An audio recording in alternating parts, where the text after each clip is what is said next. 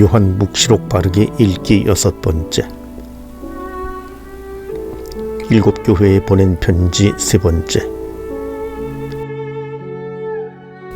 허규 베네딕토 신부. 사르디스. 사르디스에는 아르테미스의 봉헌된 신전과 로마식 극장이 있었다고 전해집니다.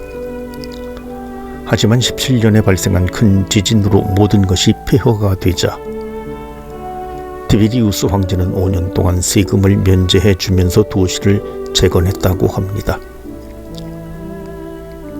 26년 티베리우스 황제는 아우구스투스 황제의 셋째 부인인 자신의 어머니를 위한 신전과 원로원을 위한 신전을 세웠다고 합니다.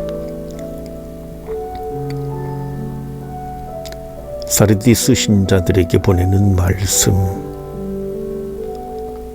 사르디스 신자들에게 보내는 말씀은 깨어있어라와 회개하라는 것입니다.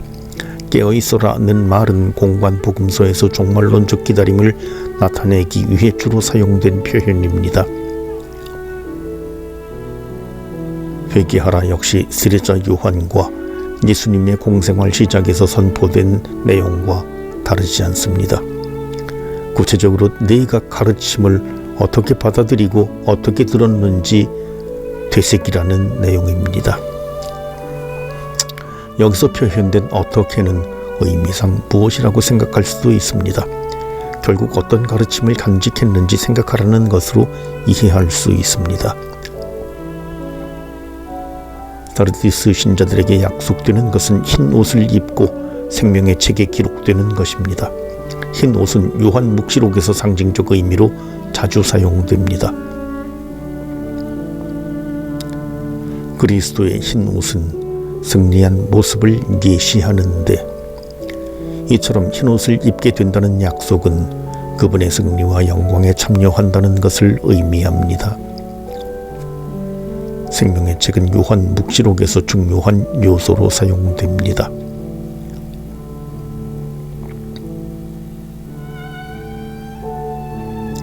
구약 성경에서 모세가 이와 비슷해 보이는 책을 언급하기도 했습니다. 다니엘서 12장에서도 이러한 흔적을 발견할 수 있습니다. 종말에 관한 설명에서 내 백성은 책에 쓰인 이들은 모두 구원을 받으리라는 표현을 찾을 수 있고, 종말에 관한 비밀은 마지막 때까지 봉인되어 남아있을 것이라고 전합니다. 책에 기록되어 있다는 것은 구원되었음을 나타내는 것으로 이해할 수 있습니다. 필라델피아. 필라델피아는 그리 크지 않은 도시로 현재에도 그 모습이 남아 있습니다. 이 도시에는 티베리우스와 칼리쿨라와 베스파시아누스 황제를 위한 신전이 있었다고 전해집니다.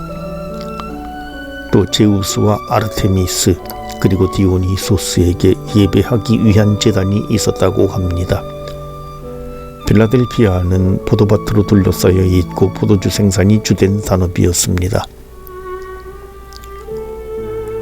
그러므로 포도의 수확을 관장하는 것으로 알려진 디오니소스의 제단이 있었음을 쉽게 이해할 수 있습니다. 필라델피아 신자들에게 보내는 말씀. 필라델피아에 보낸 편지에 거룩한 이, 진실한 이, 다윗의 열쇠를 가진 이는 이사야 표현 22장 22절의 표현입니다. 여기서 열쇠를 가졌다는 것은 문을 열 수 있는 권한이 있음을 의미하고, 그 권한은 구원으로 향하는 문, 다윗의 도성 곧 새 예루살렘을 향한 문으로 여닫을 수 있는 것으로 표현됩니다. 이 표현은 구원을 새 예루살렘의 환시로 나타내는 묵시록 21장과 깊이 관련되어 있습니다. 필라델피아 교회에 보낸 편지에서 강조되는 것은 그들이 보여준 좋은 모습입니다. 그들은 어려움을 겪으면서도 인내로 믿음을 간직한 신앙인이었습니다. 필라델피아 신자들에게 약속되는 것은 성전에 머물게 한다는 것입니다. 내 하느님의 이름과 내 하느님의 도성 곧 하늘에서 내 하느님으로부터 내려오는 새 예루살렘의 이름과 나의 새 이름을 그 사람에게 새겨주겠다. 신약 성경에서 성전 또는 성전을 이루는 기둥에 대한 비유는 다가올 구원의 시간에 보이는 구원의 모습을 말합니다. 성전은 하느님 현존의 상징입니다. 요한 묵시록에서 특별히 새 예루살렘에 대한 환시에서는 성전이 더는 필요 없습니다. 왜냐하면 그 자리를 하느님과 어린 양이 대신하기 때문입니다. 승리하는 사람이 받는 약속은 곧 구원에 대한 참여입니다.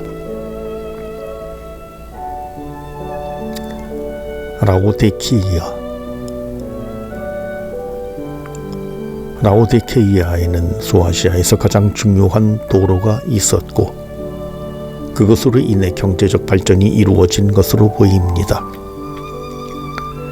이런 지리적 입지 때문에 라오디케이아의 금융업이 발달했다고 전해집니다.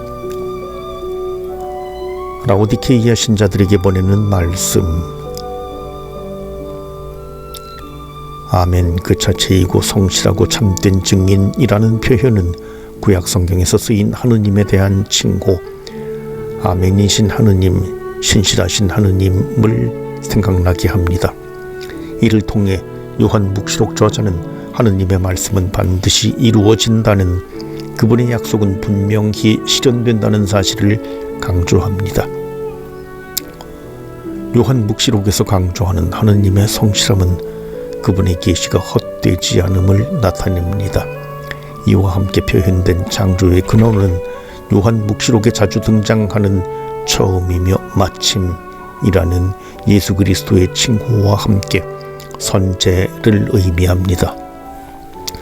이미 요한 복음서의 서문에서 볼 수 있듯이 예수님께서는 이 세상 창조 이전부터 하느님과 함께 계셨다는 것이 그 내용입니다. 라오디케이아 신자들에게 요구되는 것은 굳은 결단으로 믿음에 대한 열정을 가지라는 것입니다. 차지도 않고 뜨겁지도 않다는 것은 믿음을 지니고 살아갈 결단을 내리지 못하는 타협적 자세를 나무라는 것처럼 보입니다.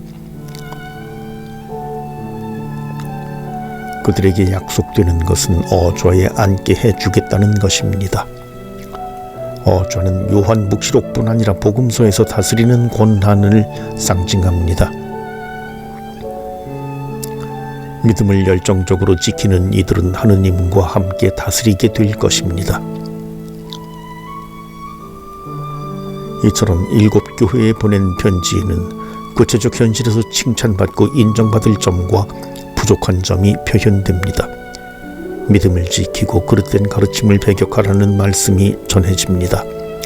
이러한 모습을 통해 믿음을 잃지 않고 간직하는 이들에게 구원의 구체적 모습이 약속됩니다. 이 약속은 모두 실현될 것입니다. 실현될 모습이 이제 환시를 통해 표현됩니다.